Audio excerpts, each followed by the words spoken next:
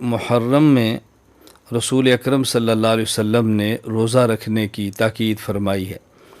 ایک حدیث تو ایسے ہے کہ جس میں محرم کے خاص دن کا ذکر نہیں ہے۔ حضرت شیخ عبد القادر جیلانی رحمۃ اللہ علیہ نے غنیۃ الطالبین میں ایک روایت نقل فرمائی ہے، وَأَفْضَلُ الصِّيَامِ بَعْدَ شَهْرِ رَمَضَانَ صِيَامُ شَهْرِ اللَّهِ الْمُحَرَّم، کہ رمضان کے روزے کے بعد افضل ترین روزہ وہ محرم کے دنوں کا روزہ ہے۔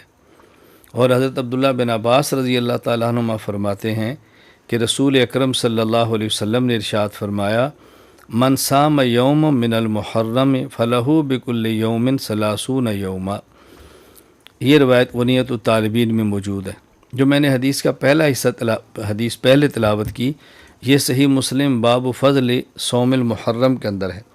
افضل الصیام بعد شہر رمضان صیام شہر اللہ المحرم، یہ حدیث پاک صحیح مسلم باب فضل صوم المحرم کے اندر ہے کہ حضور اکرم صلی اللہ علیہ وسلم نے ارشاد فرمایا کہ رمضان کے روزے کے بعد افضل ترین روزہ محرم کا ہے۔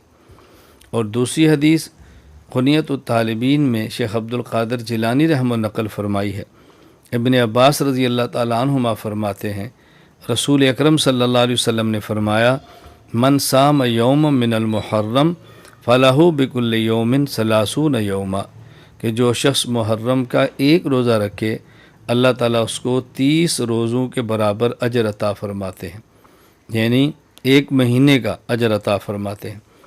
اور خاص 10 محرم کا روزہ، اس کی رسول اکرم صلی اللہ علیہ وسلم نے فضیلت الگ ارشاد فرمائی ہے۔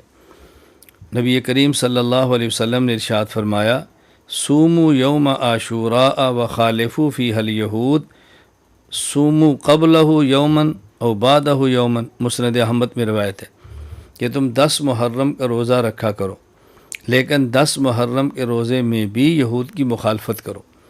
یہود 10 محرم کا روزہ ہی رکھتے، تو اللہ کے نبی نے فرمایا تم 9 اور 10 کا رکھ لو یا 10 اور 11 کا رکھ لو، ایک دن پہلے ملا لو یا ایک دن بعد بھی ملا لو۔ اور خود رسول اکرم صلی اللہ علیہ وسلم نے بھی ارشاد فرمایا کہ ہم آئندہ سال زندہ رہے تو ہم اسی طرح کریں گے۔ اس کا مطلب یہ ہے کہ ہم محرم کا روزہ رکھیں، صرف 10 محرم کا نہیں، 9 اور 10 یا 10 اور 11 کا روزہ رکھیں۔ تو محرم میں ایک عبادت اور ایک عمل وہ 10 اور 11 یا 9 اور 10 محرم کا روزہ ہے، جس میں آسانی ہو اس کو اختیار کر لیا جائے۔ یہاں جو سمجھنے والی باتیں ہیں وہ 2 ہیں۔ نمبر 1، رسول اکرم صلی اللہ علیہ وسلم نے روزے جیسی اہم عبادت میں بھی اس بات کا اہتمام فرمایا ہے کہ یہود کے ساتھ ہماری مشابہت نہ ہو۔ بتائیں، جب عبادات میں ان کی مشابہت سے بچنا ضروری ہے تو ہمیں عادات اور دیگر معاملات میں بھی ان کی مشابہت سے بچنا چاہیے۔ ہمارے کھانے کا انداز ہے، پہننے کا انداز ہے، چلنے کا انداز ہے یا اور طور طریقے ہیں، ہمیں یہود سے بچنا چاہیے۔ یہود مسلمانوں کے بدترین قسم کے دشمن ہیں، اور اپنے دشمن کو دشمن ہی سمجھنا چاہیے۔ اپنے دشمن کو خیر کا سمجھنا بہت بڑی نادانی ہے۔ تو اس حدیث میں ایک بات جو سمجھ آئی کہ ہمیں ہر حال میں جس حد تک ممکن ہو یہود کی مخالفت کا اہتمام کرنا چاہیے۔ دوسری بات کیا سمجھ آئی، مزید میں بات اس پہ آگے کروں گا کہ ہماری اگر 9، 10 یا 10 محرم کو روزے کی عبادت ہے، ہم اپنی عبادت کرتے ہیں تو سحری اپنے پیسے سے کرتے ہیں، افطاری اپنے پیسوں سے کرتے ہیں۔ اس کا معنی ہے کہ سحری بھی ہماری ہے، افطاری بھی ہماری ہے۔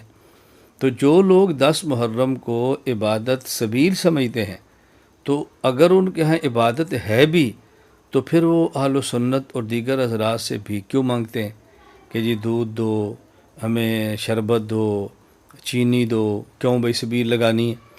ہم اپنی عبادات اپنے پیسوں سے کرتے ہیں۔ اگر کوئی بندہ اس کو عبادت سمجھتا ہے تو اپنے پیسوں سے کرے، مانگنے کی ضرورت کیا؟ اپنی عبادات اپنے مال سے ہونی چاہیے۔ ایک تو خیر میں نے عرض یہ کیا ہے کہ 10 محرم اور 11 یا 9 محرم اور 10 2 دن کے روزے، اس کا اہتمام کرنا چاہیے۔